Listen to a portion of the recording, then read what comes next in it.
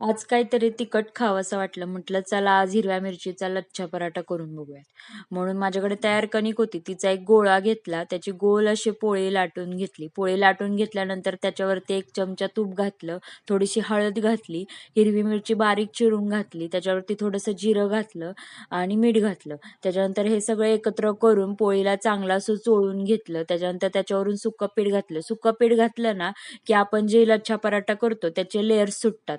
मग त्याला आपण लहानपणी जसं पंखा करायचो कागदाचा, तसं पोळीला मी करून घेतलं आणि त्याला चांगलं चिटकून घेतलं खालून. त्याच्यावरती थोडेसे पांढरे तीळ चिटकवले, कोथिंबीर घातली, ती पण चिटकवली त्याच्यावरती आणि त्याचा लच्छा पराठा असा हलक्या हाताने चांगला करून घेतला. त्याच्यानंतर तव्यावरती थोडंसं तूप घालून दोन्ही साईडने त्याला चांगलं असं शेकून घेतलं. तुम्ही बघू शकता त्याचे चांगले असे लेयर सुटलेले आहेत. तुम्ही पण एकदा नक्की ट्राय करून बघा आणि सांगा कसा वाटतो लच्छा पराठा.